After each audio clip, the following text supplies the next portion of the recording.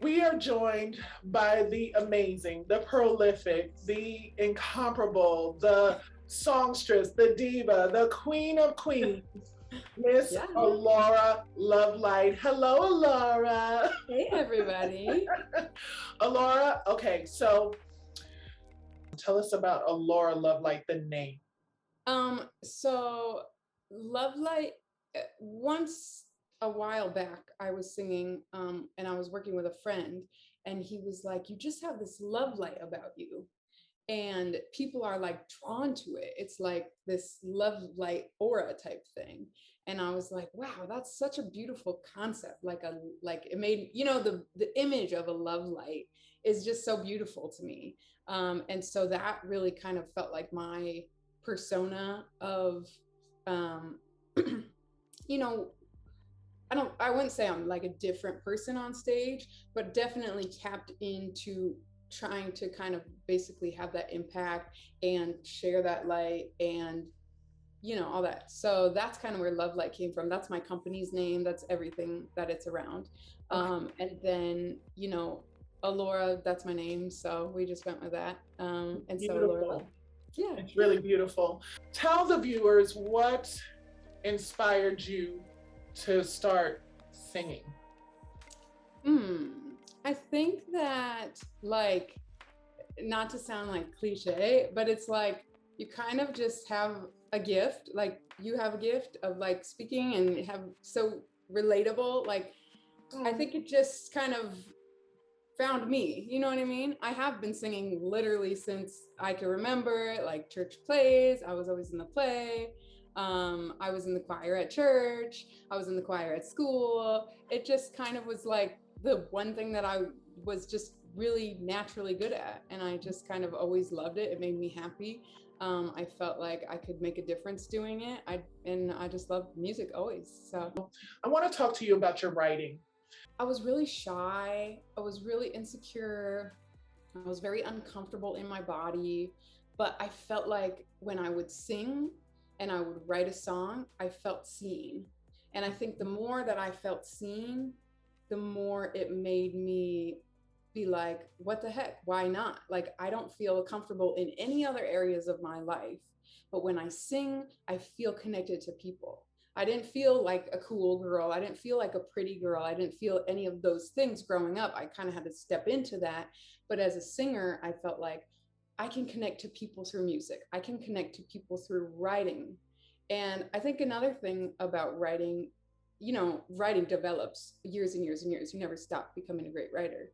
But another thing for me was that it it was important to me to, write from a place that I could express myself, but also in a way that people could relate to. And so I don't know other songwriters, like if they do this or not when they're writing, but for me, I was always very particular about writing from a place of like making sure that it was my feelings and how I felt, but also general enough that you will say to me, are you talking just to me? Like that's always the goal, because the point of sharing your music is one, it's therapy for us songwriters to just kind of get it out and write down our feelings, and that's how we do it. But to me, like the whole reason to be an artist is to, like, one of the number one things people say to me at a show is, you said exactly how I felt. I've never been able to say it like that. I've never been able to put that into words, but you said how I was feeling when blah blah blah. And like that was always a goal for me, because to me writing is such a special gift that if you can do it, you want to write not on behalf of other people, but in a way that lets people kind of feel like it's their song too. Who are some of your, musical sheroes? I would say from a very young age, I saw Sister Act, and like Lauryn Hill is Lauren, just yeah. the queen of everything. Yeah. But Whoopi said to Lauryn Hill in that movie, she said, if you wake up and you can't think of anything else but singing, You a singer, girl. yeah. And I was like, that's me. Yeah. I always felt like that. And so Lauryn Hill for sure. Yeah, Shaka Khan, Jill Scott, Billie Holiday, Etta James. I'm like such an old soul when it comes to music. I would, yes, when I cook, it's like jazz, slow R&B all day, every day. So I think we're sisters from another mister, Totally. because Definitely I swear so. that's what I do when I clean the house. All I Yep. have on is jazz or Gladys Knight or Patti LaBelle, and I'm just I am singing and moving and doing all that. And the vacuuming is so much more fun when I'm listening to my girls. I can't forget to say Alicia Keys because she's my queen. That is like my number one. Definitely favorite. I love everything about her vibe. I think she is so sexy, but in a classy way. And you know, I play the piano, so the piano thing is definitely, I don't know if you saw when she did the Grammys and she played both pianos, and I was like, oh my gosh, bucket list. On September the 21st of 2021 are coming out with a brand new album called, I just love the name, Eroticy. This is the single, Eroticy, comes out on September 21st. And then the full, and the full thing will probably be out sometime in the spring. Yeah. That's so wonderful. We're actually going to put a portion of the song at the very end of this.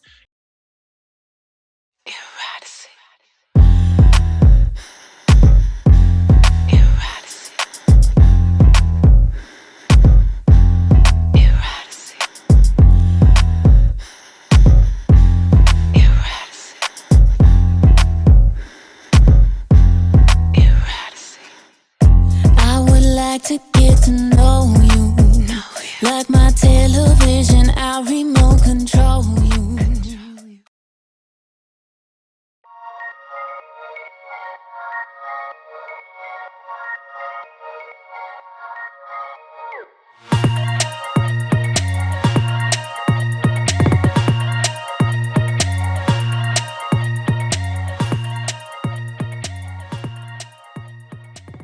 We got to Paris. We were sightseeing. It was beautiful. And I, at that time, was like a little bit of a club head and wanted to go out the first night that we were there. So I went to a club on the Champs-Elysees called Queen. I had never been out in another country before. And my little butt, you know, thinking I'm all that, is going into a foreign country, not knowing the language, going to a club. So needless to say, it was an okay time. I had a good time at the club. Not the best time, but I had an okay time. And as I was coming out, there was, you know, a lot of cabs, and I didn't realize, like, there are real cabs and then there are fake cabs. Well, needless to say, I got in one of the fake cabs, and one of the fake cabs asked me to get in the front seat. So I got in the front seat. He's driving along. I really didn't understand everything that he was saying. Here's the bronzer. I'm just going into the corners. I really didn't understand everything that he was saying, but he asked me to get in the car anyway. And so I did. I was young. It's just dumb. And he pulls into this alley where the next day I was like really quiet and really like I wouldn't talk. And so we were sitting at a little cafe on the corner of the Champs-Elysees. And I was sitting outside having my little baguette in my cafe, and this beautiful man was walking by. He walked by once. He walked by twice. He walked by a third time. And I could tell like he was looking at me. So he went somewhere and was sitting in another cafe with like two of his friends. So I was like, okay, I'm just gonna be bold. So I had my little book of how to speak or whatever, and I went into his cafe where he was, and then I sat in another chair, and then I wrote down some stuff and I gave it to the waitress, and I was like, I don't know how I was communicating because it was just crazy. And she was like, I don't understand. I don't know. I don't know. And I was like, okay. So I was bold, and he got up at the time that I was going to be bold, and I waved at him and I gave him the letter, and we were together for the next 6 days.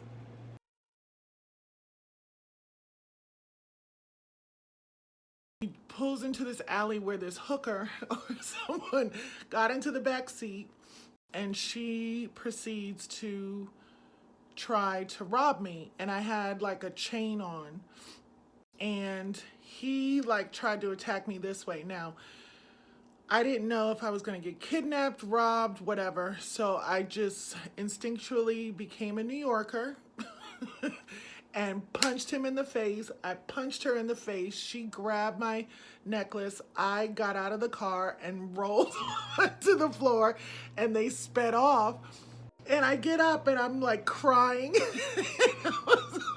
I was in the middle of Paris. I had no idea where I was.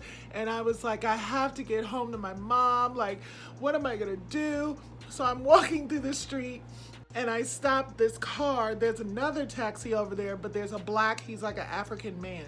The other guy, he looked kind of like Middle Eastern, like, I don't know exactly what he was, probably a Parisian man. I don't really remember his face, and I really don't remember her face, but they were like a little bit more around my skin tone.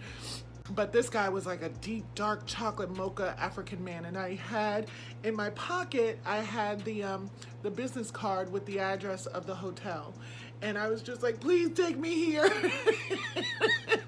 And thank God he did. I could have been dead.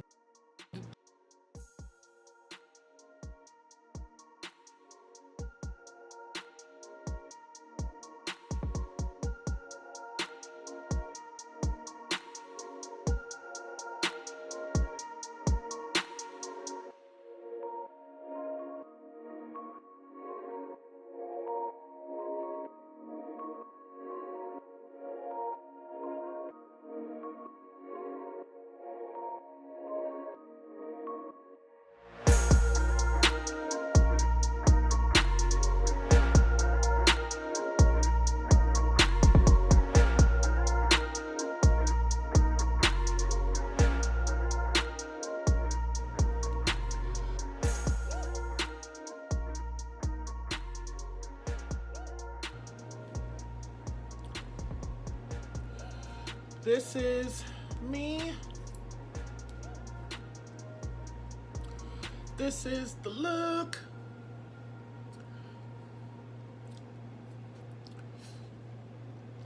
Can't really, I'll do my hair later. Just zhuzh it out a little bit.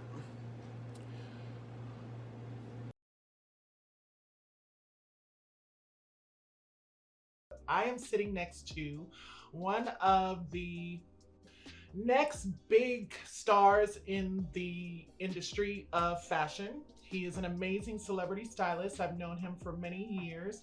He's worked with some amazing celebrities that I absolutely love, like the lovely Angelica Ross.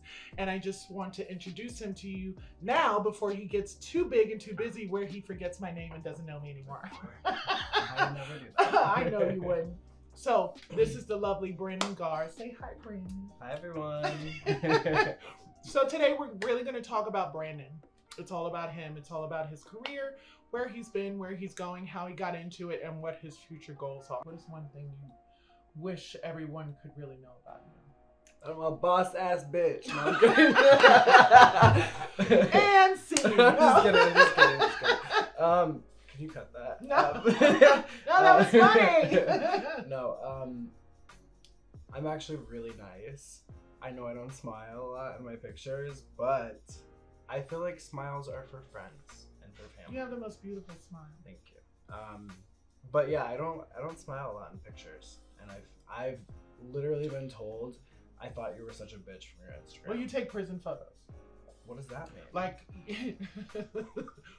guys in prison. So guys in prison, when they take pictures, they always lean and go like this or like that. I do not do Yeah, this, you do I prison think. photos because we'll go to your I do Instagram. not I'm do gonna show you. this. No, but I'm saying like they take photos and they don't smile. Like Oh, it's always like this appearance of looking harder than they really are. But in fashion, I understand why you do that. Yeah. Because it's all about that fashion look, and you just want to, you make it more about your clothes, like you make it a complete look. A lot of times when you smile, the eye goes right to you instead of going to the garment and things of that nature. So that's. I also just like my face when it's not smiling. I love your face all the time. You should smile I like it all when the it's, time. I like it when I smile too. But. Yeah. And also, what a lot of people don't know about you, you're extremely humble. Thank you. Like, extremely. Yeah, he's putting on a little air right now, like being fun. But you are one of the most humble people I've ever met. I was working, a lot of people don't know this, I was working as a PR representative for a brand. And he and I were working, you know, trying to find some looks for Angelica for certain events and things of that nature. And every time I give him a compliment, it's very hard for him to receive it because he doesn't see himself the way that other people see him. And I think that is such an endearing quality. And that is one of the reasons why I believe in you so much, because you're not one of those people who is entitled or feels like, you know, they don't have to work for anything and everything should be just handed to them. You have put in the work. And for me knowing where you have come from to where you are now, it almost brings me to tears, because just looking at you and seeing who you have become and who you are on your way to becoming, it makes me so proud, and it makes me believe that anything is possible, because you are the true example of what is possible when you put your mind to it. And I'm very proud of you. Thank you. I really am. I've been looking at your work, and I think your work is astronomical. And one of your influencer top tier clients is a shero of mine, the lovely Miss Angelica Ross. And I just love what she has done in the industry. I love what she's doing with her look, and I know that you have a part in that. So my question to you is, what are some of your things that you draw inspiration from? Because when we first met her, she had a totally different look. She has evolved into this Nubian goddess-like appearance, and I'm just like, I don't even recognize her, but I see her evolving into the best version of herself, because she's stripping herself down and letting her true skin shine instead of trying to be someone else. Not that she was trying to be someone else before, but I just see her true self. Like, she looks like a butterfly now. She looks more beautiful, more extravagant, more just dynamic, and she's wearing even less. So what are some of the things that you draw inspiration from? Well, honestly, Angelica is an inspiration in and of herself. She really is. A lot of, when I style my clients, I go to them and I say, how do you want to feel? What do you see yourself in? And then I go to the runways and I look at what's on the runway and I pick out what I like, and then I bring it to them and I go, which ones are your favorites? Okay. I like this one. And then sometimes they're the same, sometimes they're completely different. And then that's when we try stuff on. But for her, she's always wanting to feel soft and feminine when she's on a carpet. And I wouldn't say, she's never used the word goddess, but in my mind, I look at her as you said, a hero. She puts in the work. Yeah, she does. Extremely inspirational, like I said before. And she, not only does she put in the work, but she for other people, but she does it for herself as well. She's very educated, and I think just working with someone like that, that's where my inspiration comes from. Because before Angelica, I didn't really know what I was doing. Like, I was styling, but I was like, what am I styling for? Okay. And I remember sitting in the car with her, and I was like, I really want to get involved with activism, because I always have. That's the perfect person to tell that to. Yes. And she goes, you already are. And I go, what do you mean? She's like, everyone's activism is different. That's right. And just you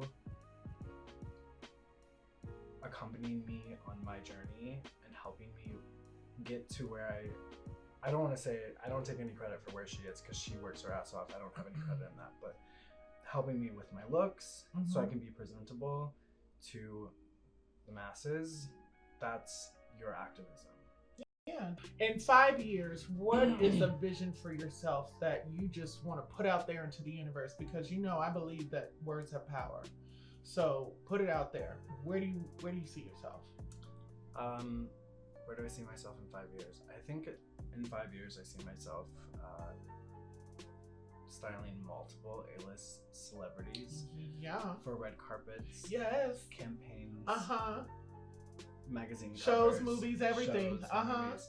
That's actually something that I've really been interested in, is working for wardrobe on movies and for TV. I'm apprehensive. It's not that I'm apprehensive. It's more so that I'm used to making money the way that I make money. Okay. And it's just I'm one of those people that's like, okay, I've done this way as the lead for this long, so if I go into like a new area, then I'm like that kind of person that's like, okay, teach me from the bottom so I know every single detail of everything, and then put me in a position where I need to be. Although I don't want to go back to assisting, of course, but I want to learn that closely. Like I don't want to go in somewhere and just be like, I've been doing this for 11 years and I am who I am, so like put me in this position, because I don't know everything. So when it comes to like wardrobe for TV and film, it's like I would need to like really shadow somebody and like be an apprentice to somebody. Thank you so much, sweetheart, for doing this. I hope it turns out well. It's gonna turn out well, because you're exactly what this world needs right now, and I'm so very proud of you. And you are as well. Thank you, sweetheart. I love Give me a hug. I love you. And we will see you soon on another episode of To Whom It May Concern. Thank you all for watching, and we'll see you soon.